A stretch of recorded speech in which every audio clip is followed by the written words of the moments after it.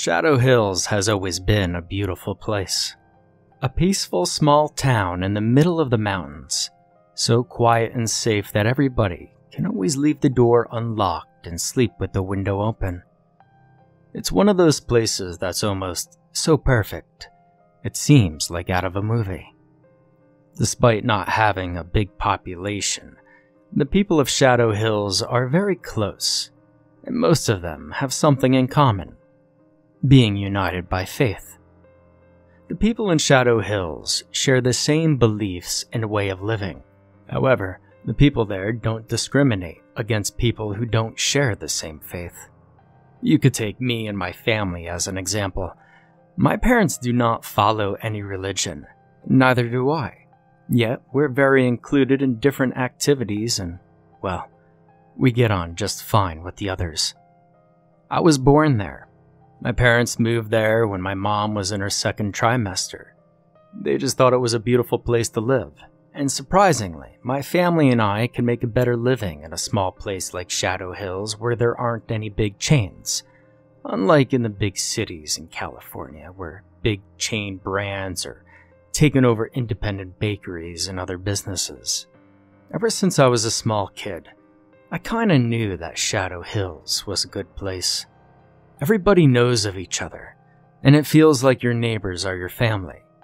All of my memories of playing in the street and the forests with my friends and riding our bikes, and of course, pissing off old Jerry Cruz, the old owner of the local general store. One day I was playing outside my house with my friends. Our bakery is located on the first floor of our house. My friends constantly visited me because they knew my mom always gave them muffins and fresh bread. After my mom gave us something to eat, we calmly sat in the garden when a car arrived at the house next door. A woman and a child exited the car, grabbing a few suitcases.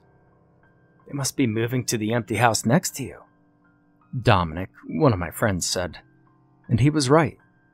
When my mother noticed that the woman and child were struggling to carry the heavy suitcases, she told my friends and me to go help the woman.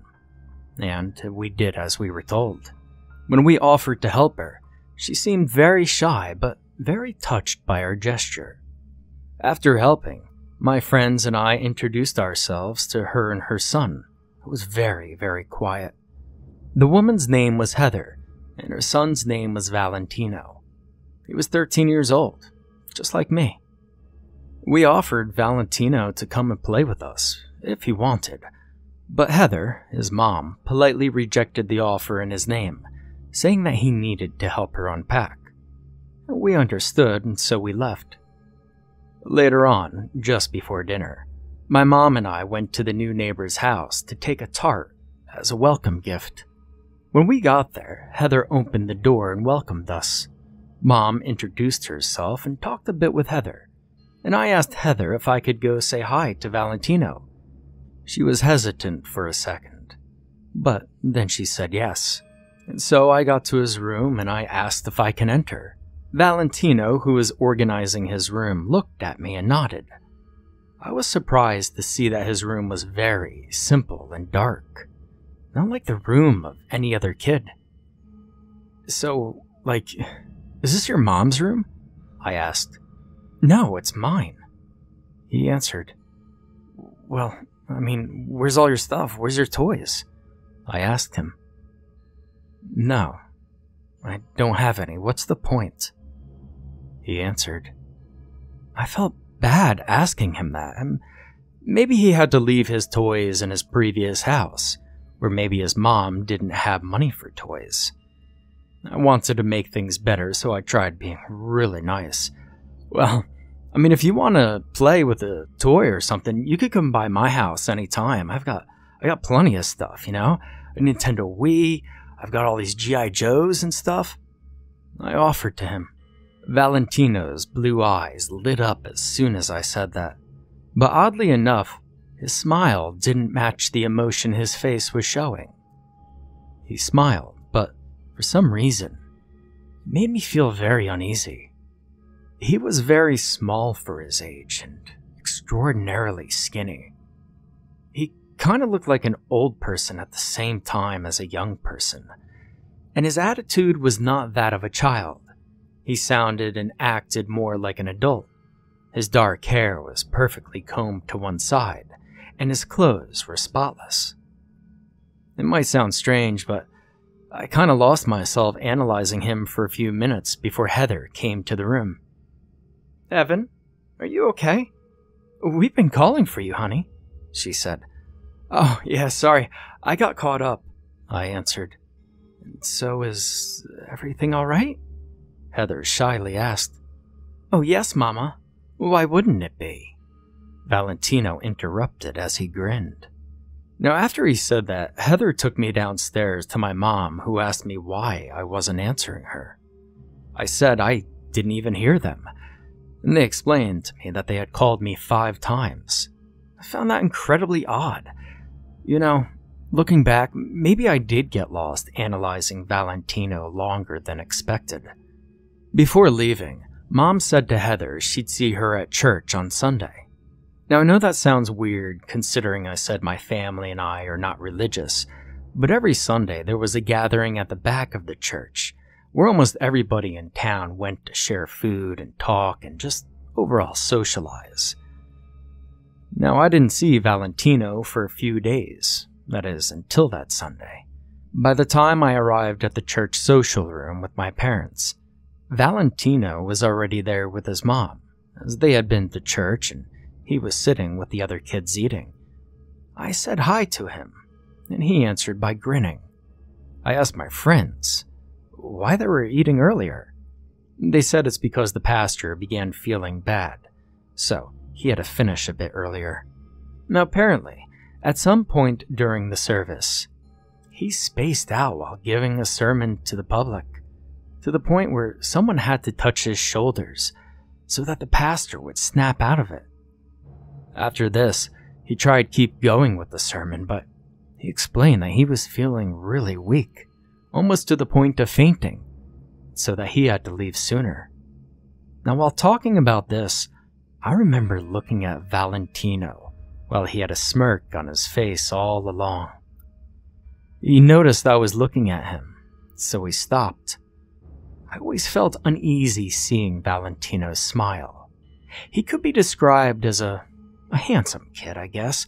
In fact, people in town said he was kind of a cute kid, but whenever he smiled or smirked, I kind of felt strange. It was so unnatural. After eating, my friends and I went to play outside. Everybody was in the same area, but some of us were sort of doing our own thing. Some were playing tag, while others climbed trees, went into the forest. I was just part of the group that was playing tag, and everything seemed to be going well until we heard a loud bang. One of the boys, Matthew, had fallen from a tree. I didn't look, but he must have fallen pretty high for it to sound that way. When we came to see Matthew, he was bleeding from his head. Some of the kids immediately ran back inside to tell the adults. Matthew's older brother, my friend Donovan, was there holding his hand trying to find his pulse. I'm not sure if he really knew what he was doing, but Matthew looked so bad that we were afraid that he had died. And so when Matthew and Donovan's father arrived, he knew that Matthew was alive. Mr. Arvard, the town's doctor, well, he came too and told us to call 911. As Matthew was unresponsive and he was bleeding from his head, things were very serious. We were all asked to leave with the exception of a few people, to give the family privacy and space for the paramedics. On our way home, my parents walked with Heather. They were talking about Matthew's accident. I asked Valentino if he had seen Matthew falling. Valentino then looked at me with his deep blue eyes and said, "Well, yes, of course I did." I couldn't help but to ask, "Well, Valentino, well, how did it happen? Let me know." To which Valentino replied, "Bad. We'll have to see if he survives, right?" I was like, "What the hell, Valentino? I just found this statement so odd." But I thought he might have been in shock after seeing this. I mean, I knew some of the other kids were. Later on that night, something strange happened. I was sleeping when I heard a noise coming from downstairs. Of course, I got up and I decided to go and see what it was. As I opened the bakery's door, I saw Valentino stuffing his face with food. Raspberry danishes. When he got caught, he stopped eating and looked at me straight in the eye as his eyes turned red. But before I had the chance to speak, I woke up. Hell, it was the worst nightmare that I had had in a couple of years. The next day when I woke up, I began to wonder why my dream felt so real, and I ran down the stairs while still in my pajamas, and I asked my parents, who were already working, if I could take some fresh bread for Heather and Valentino. They said yes, of course. And so I knocked on Heather's door. She was surprised to see me. I gave her the bread and asked if everything was okay in her house. Heather always looked kind of scared and fragile, but when I asked her that, she acted way weirder than normal. She said they were okay, but her eyes, about to tear up, said otherwise, as if she wanted to tell me something that she couldn't. I left after she answered, but I just wasn't content. Part of me felt that I was overreacting, but the other part of me felt that worse things were yet to come. And I was right. And so everything was relatively calm for a week. I mean, Matthew was still in the hospital in town, and Pastor was still feeling odd after the Sunday sermon. But everything else was okay. But one day, after school, my friends and I, including Valentino, who now went to our school, we went out playing in the woods. As we were on our way, my friend Lawson asked Valentino about his father. "Hey, do you have a dad? I never see him around," Lawson had asked him. "Well, of course," Valentino replied. "Well, I mean, how is he? What does he do?" Lawson curiously asked him. "Oh, he's great. Although he's away, we constantly speak," he replied. "Oh, cool. Well, when will we meet him?" Lawson had asked. "Once everything's ready for him," Valentino replied as he smiled. I wanted to jump into the conversation and ask what that meant, but by the time I was going to speak, we were already in the woods, and my friends had rushed on their bikes. Now, everybody loved going downhill with their bikes. I mean, that's what we constantly did. We were so used to the woods, the mountains, and our mountain bikes. And that's why I found it strange when Lawson began struggling. "My brakes!" he screamed as he wasn't able to stop his bike on time and hit a tree. All of us ran down to Lawson, just to find that his arm was clearly broken. It was just dangling there. We checked his bike and it seemed to be okay, but he swore for a moment that he lost total control of it. Nothing had worked. When he said this, I looked around and noticed all of us were there with him, except for Valentino, who was uphill looking at us with a very seriously stern face. Now, if I had had a bad feeling before all this, well, it intensified at that moment. I knew some way or another that Valentino had something to do with it. And so after we took Lawson to his house, which was quite the struggle, by the way, he passed out a couple of times, his arm was flopping around my shoulder. But everybody else went home. I had to walk my way with Valentino, which made me feel very uneasy. I tried to walk fast, but he was walking slowly. "Are you in a hurry?" he calmly asked me. I didn't want him to completely know how I felt, so I just told him that I needed to go back and help my parents with the bakery. "I love the danishes that your parents bake," he said. I think I then said something along the lines of, "Well, you can eat whatever you want. to try to appear friendly. Once we were around the corner of our houses, I saw my dad outside. So as I said goodbye, I ran towards my father. We were eating dinner that night, and I asked Mom if she knew about Valentino's father. But she explained that Heather is a single mom, and that Valentino's father was not present in their lives. Now, this was completely opposite to what Valentino said, and at that moment I knew for sure I had to try to dig for more information. And so later on I was in bed, not completely asleep, when I heard a noise downstairs. I got up from my bed and went down to the bakery. As I opened the door, the two red eyes met mine in the dark. And it was no other than Valentino. I stood still, thinking it might be a dream, as I saw him eating raspberry danishes. I slapped my face and noticed I wasn't dreaming, and so I talked to him. "Valentino? What are you doing here?" I asked.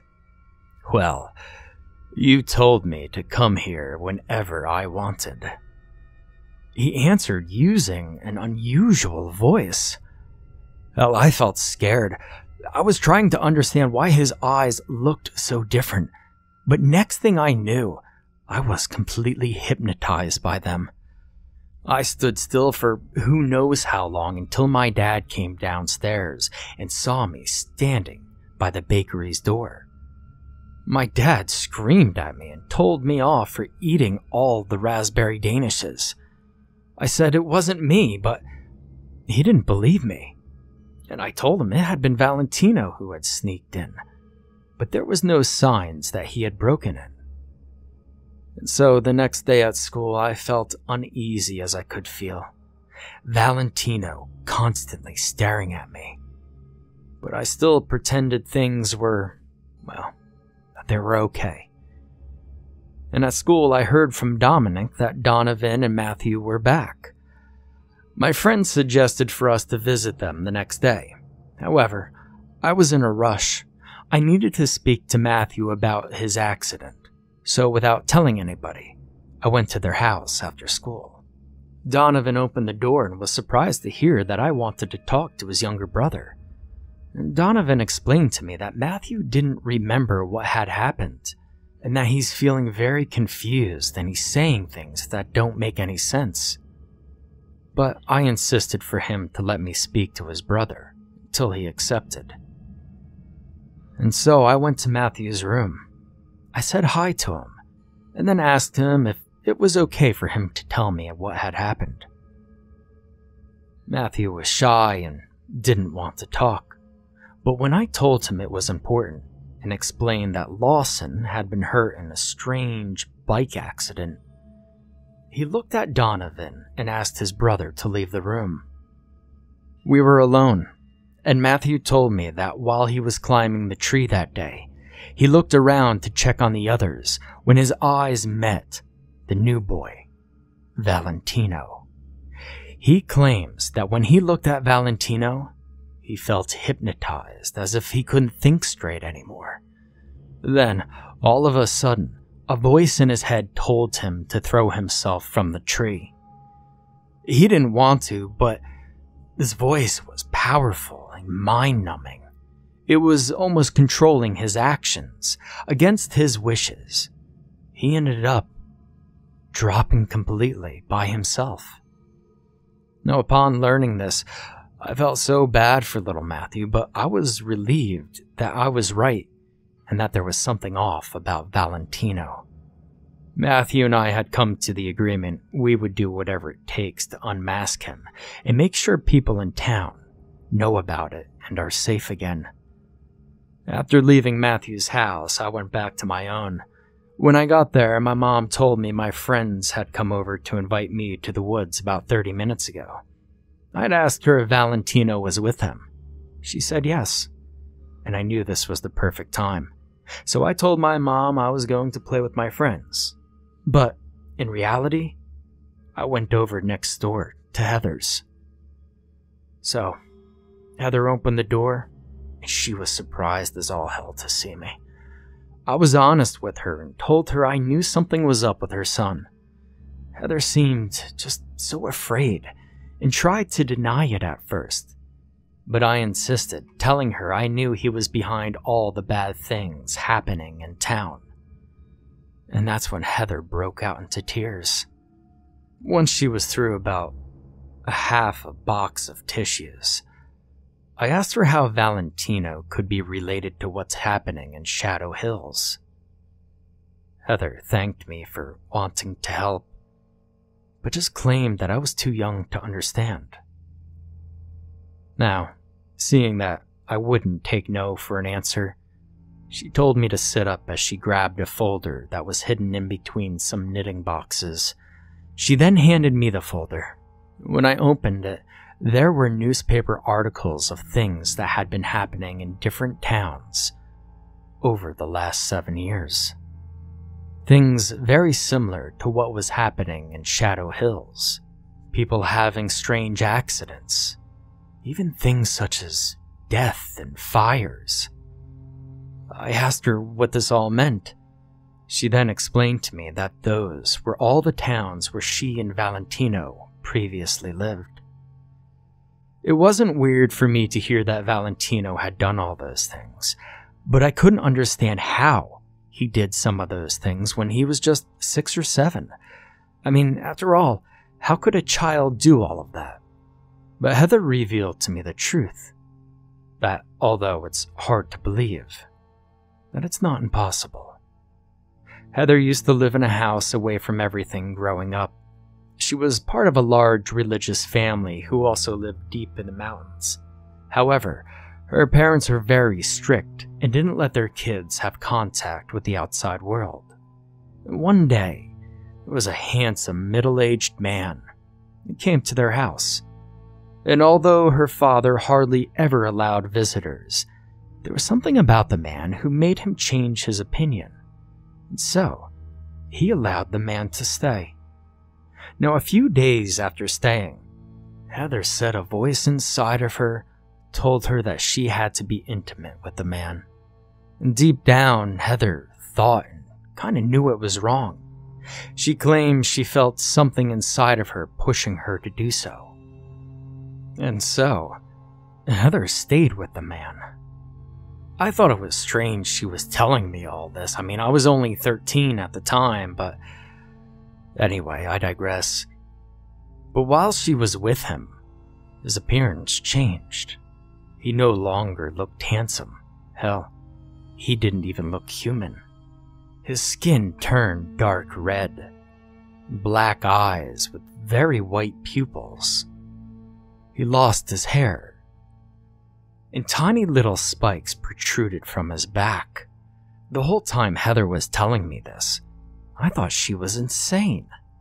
And so, after everything was said and done, so to speak, Heather passed out until the next morning.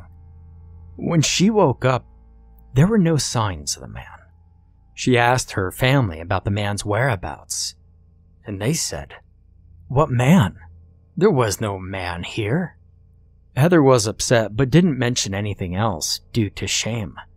She also tried to avoid thinking about the thing that she saw when she was with him, and tried to convince herself it was only a hallucination, a bad dream, or perhaps even a nightmare. However, a couple of months later, Heather and her family realized she was pregnant. Although the family was very upset, they allowed Heather to continue living with them. And Heather gave birth to Valentino and lived with them on the farm for 5 years. But the day that Valentino turned 6, everything changed. There was one day where Heather left the property to go and collect wood, but when she came back, she noticed that the farmhouse and the barns were completely on fire, and screams from her dying family could be heard. But it was too late to save them. The most disturbing part was that Valentino was standing in front of the burning house with a smile on his face and holding a box of matches. Heather refused to acknowledge that this was on purpose and thought it was only coincidence or perhaps even an accident. She then escaped, But everywhere she went, tragic things happened. And funnily enough, Valentino was always at the place where these things had happened. Whenever Heather tried to confront him, Valentino hypnotized her, just like he did with me and Matthew, making her lose track of time. Heather also claims that she sometimes hears Valentino talking with someone in the middle of the night. And in tears, Heather admitted she thinks her son is not from this realm. Now for me, well, I guess at first it was hard to believe, but a lot of things made sense. The black eyes, the hypnotizing, controlling people's minds. Plus, I've seen enough to know she wasn't making any of it up. I asked her if there was any way to stop this, but she said the only way to stop it was if Valentino didn't realize it. I promised Heather I would help her one way or another before I left her house. And so, I left Heather's house. And I realized maybe the best thing to do was to talk to the pastor, and so I headed to his house. But once there, his wife said that he was still ill, and so I wasn't allowed to go in. But I was desperate, and I didn't know what to do. And this is when I decided to sneak into the church to try to get some answers. The doors to the church were already open, and as I was heading to the church's library, someone had talked to me. "Looking for ways to get rid of me, Evan?" the voice said. I turned back to see Valentino standing a few meters away from me. His eyes were black. "I'm not doing anything. I'm just trying to get some books," I tried to explain while I remembered Heather's words. The only way to get rid of him is if he doesn't expect it. Which means I was screwed. "You're curious, aren't you? I assume you know everything," Valentino said as his innocent voice changed into a more mature voice. At that moment, I was very afraid. "You're not going to get away. You see, I'm not the only one in town who knows who you are." Valentino was furious after I said this. Unexpectedly, his appearance rapidly changed. Dark red skin, black eyes, almost exactly as Heather described Valentino's father, minus the spiky things coming out of his back, and still with hair in a human shape. I tried to run away the moment I saw that, but quickly after this, Valentino ran towards me, grabbed me, and then pushed me to the podium where the pastor speaks. He stood there in front of me, and I looked up and noticed that he had a box of matches. He was going to try to burn the church with me still inside. But all of a sudden, everything changed, and I heard a couple of shots being fired. For a moment, I closed my eyes thinking that I had been shot. But then I heard Lawson, Donovan, Matthew, and Dominic calling my name and telling me to run to them. I opened my eyes and I saw Valentino, now in his human form, laying on the floor, bleeding out. He looked like he was hurt. Hell, he looked like he was dead. I stood up and ran towards my friends, but before that, I grabbed the box of matches out of Valentino's hand. My friends and I then ran out of the church while we were still keeping an eye on him, who was trying to crawl, fighting for his life, blood gushing out of his body. We noticed that there was a gasoline smell, which meant that Valentino had already poured gasoline all around the church. I don't know why I didn't notice it earlier.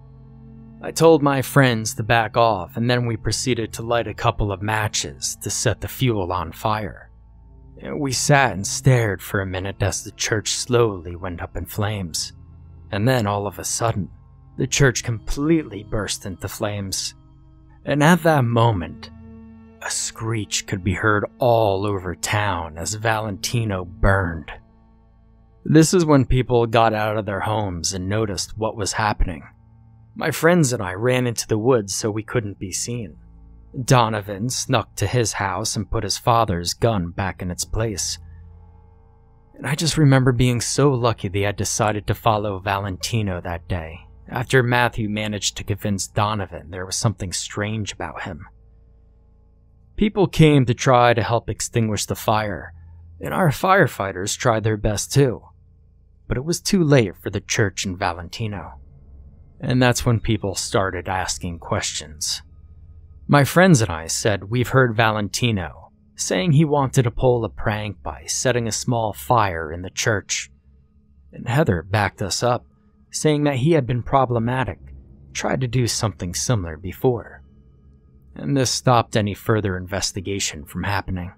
Some people said that they had heard shots, but we're so deep into the woods that it was probably the hunters hunting.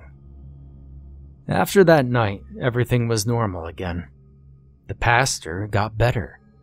No other kids or adults were hurt, and the church was eventually reconstructed, and Shadow Hills was back to normal.